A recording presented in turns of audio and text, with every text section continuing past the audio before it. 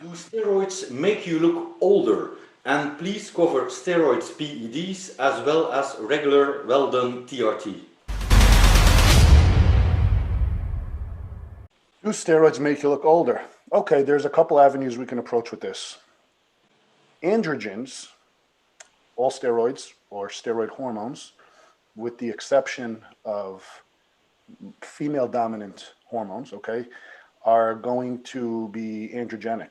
And androgens, like testosterone and other PEDs that people use for performance purposes, whether it be bodybuilding or athletics in general, are going to have an androgenic effect. That means they're going to make you more masculine.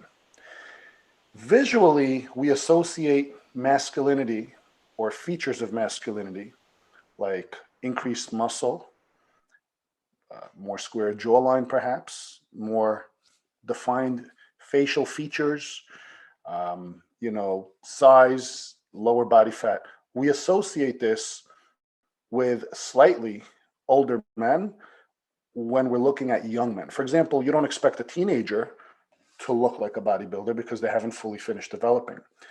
We also don't anticipate to see this in older men in their 50s, 60s, and 70s. So it may take someone who's slightly younger and make them look like they're maybe 28, 30, 35.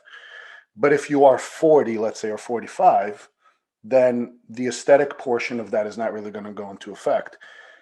Will it age you in terms of actual physiological aging? So this is interesting. And I looked into a study recently that suggested that, and we know that all steroid hormones act on the nucleus, specifically on the RNA of the cell, in order to promote protein synthesis. And to simplify this, if we think of protein synthesis as the engine of the cell, even though the mitochondria produces the energy, the nucleus produces the RNA, which then produces protein via ribosomes, endoplasmic reticulum, gets folded up, Golgi apparatus, the whole nine. I'm not going to get into that, but when the RNA has to produce protein in order to be utilized in the cell and then exported to other tissues, the process of that, think of that as the cylinders in your engine. The more miles you put on your cylinders and the more you rev your engine, the more efficient it is going to run in terms of producing output.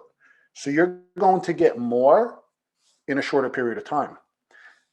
But your engine is not going to live as long. Your engine will age prematurely.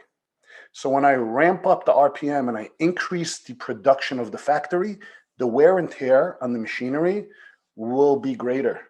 So if my machine is designed to last 80 years and I'm now asking it to work faster and do more work, it may last 70 years.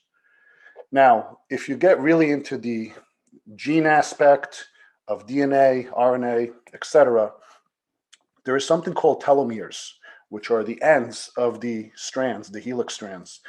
And some science I've read says that when the telomeres begin to unravel and the strands begin to shorten, that is the beginning of cellular death.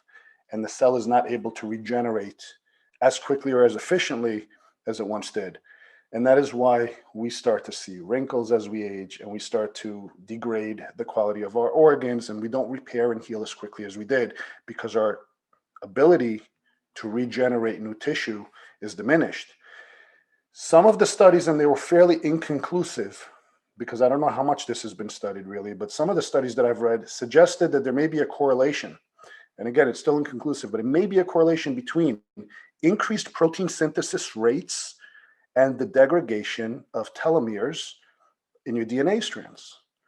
And if that's the case, then we can hypothesize that an increase in protein synthesis by increasing androgens or steroid use while giving us a desired result in a shorter period of time may actually shorten the amount of time that our cells have on this planet to work efficiently. We don't know for sure, but that is the best hypothesis I could present to suggest that there may be a link, maybe, between steroid use or androgen use and a shorter lifespan or quicker aging, if you will. Now, I would say, as with almost anything, it is probably dose dependent, and that is where I would separate TRT from steroid use. Really, there is no difference other than the social term, but the difference medically is generally the dosage. Okay, thanks.